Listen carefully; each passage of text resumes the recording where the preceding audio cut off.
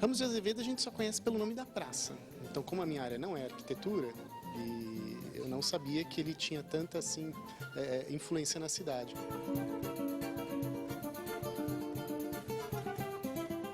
Normalmente, quem mora em São Paulo acaba não dando valor para o que tem em São Paulo.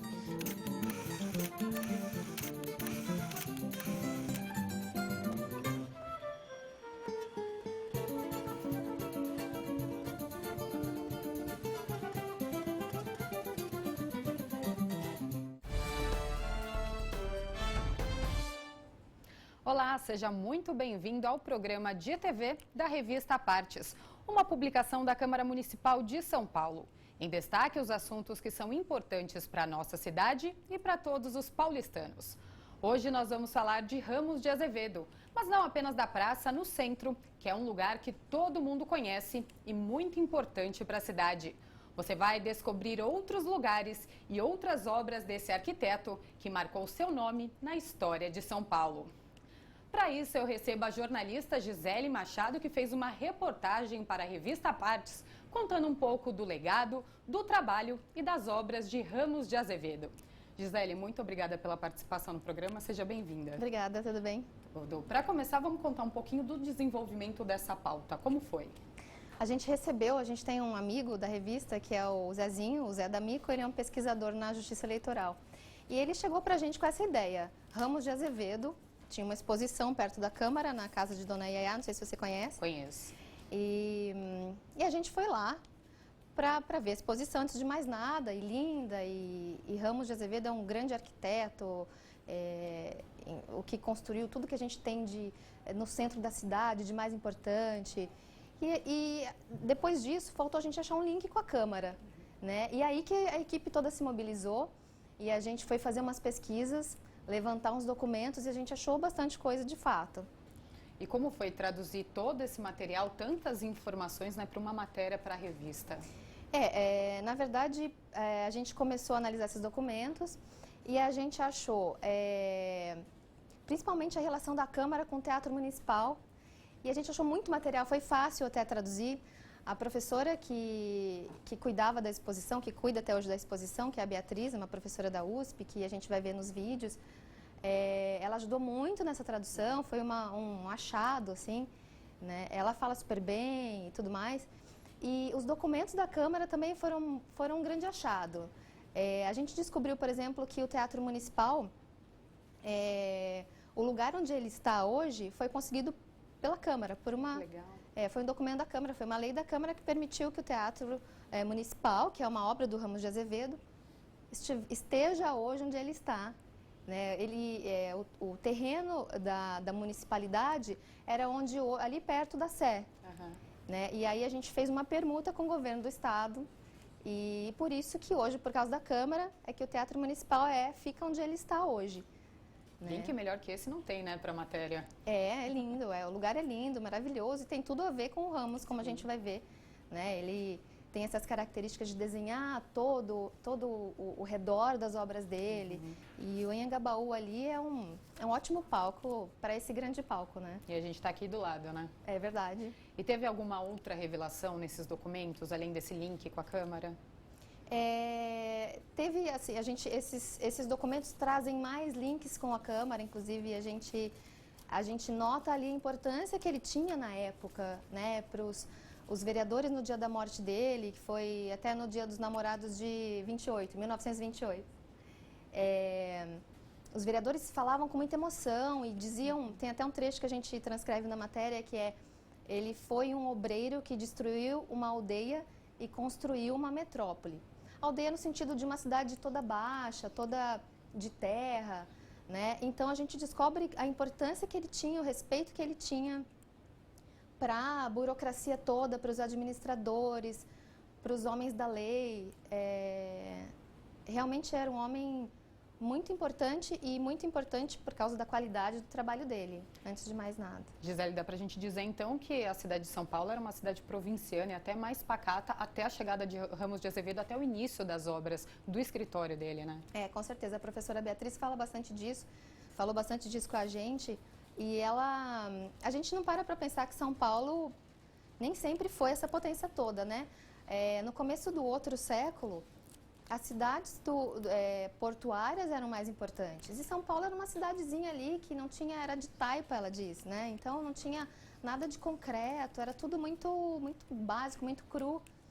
E aí com a chegada dele, ele todo empreendedor, enfim, com todas as características que combinavam com aquela São Paulo enriquecendo, né? Foi ele que foi o homem daquele momento, né? Que construiu a cidade de São Paulo enriquecendo. Gisele, vamos aproveitar para mostrar um pouco, né, de como essa história começou aqui em São Paulo.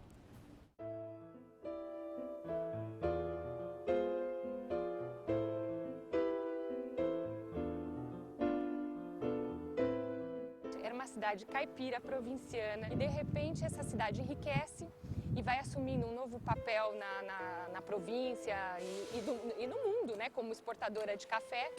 E precisa se requalificar. Então o escritório, de uma certa forma, vai estar vinculado a esse processo de modernização da cidade e vai assinar as primeiras obras institucionais para o governo. Como ele chega da Bélgica, recém-formado em arquitetura e engenharia, nos moldes do que estava em voga na Europa daquele momento, ele introduz uma nova linguagem estética, que é o ecletismo, que envolve não só uma nova estética, mas novos materiais, novos sistemas construtivos, então a introdução de uma arquitetura de tijolos, né, absolutamente moderno para um cenário que era um cenário baixo, pesado de uma arquitetura colonial.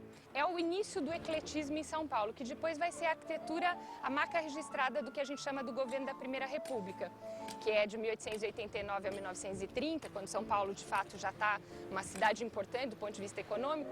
Toda São Paulo, a área central, vai ser remodelada segundo essa nova estética. Esse é o primeiro edifício institucional nessa nova estética.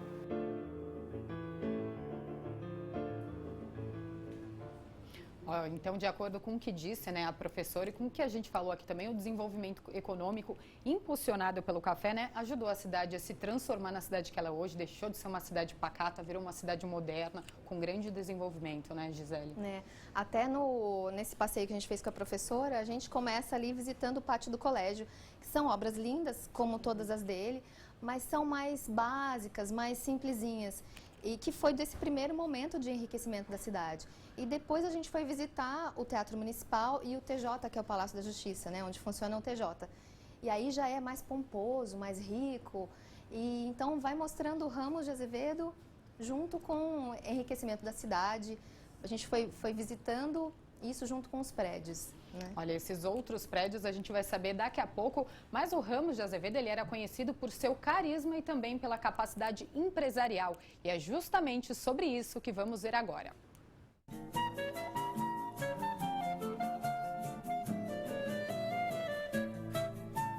E a gente sabe que nos primeiros 4 anos, quando ele está assinando esses projetos, o escritório dele já conta com 500 pessoas, 500 operários. É um escritório que desde o começo, por alguma razão, começou grande. Então não é o Ramos propriamente, né? É o Ramos e uma equipe que vai se constituindo. Nessa altura inicial, ele tem como parceiro o Max Hell, que é um arquiteto alemão. Então a gente não sabe até que ponto é a mão do Ramos. É a mão de um escritório que vai se constituindo desde muito cedo como uma equipe e vai congregando os melhores. Ele era um grande empresário, ele era um grande líder, ele foi um grande gestor, então ele soube de fato compor uma equipe de primeira sempre. Ele manteve essa qualidade ao longo da existência dele, mas depois os seus sucessores também souberam manter essa qualidade. Isso fez com que o escritório Ramos de Azevedo Severo se tornasse uma marca, né?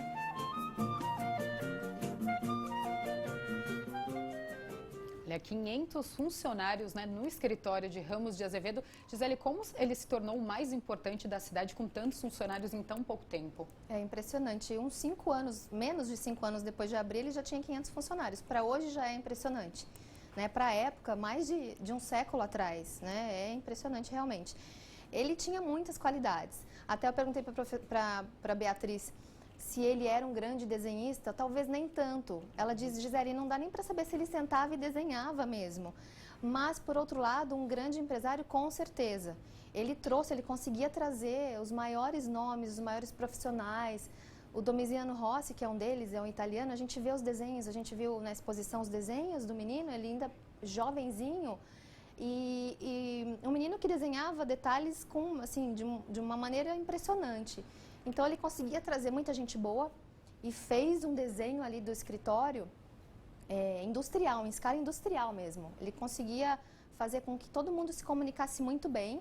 O pessoal da obra se comunicava com o pessoal do desenho todo fim de tarde, para saber se estava tudo direitinho.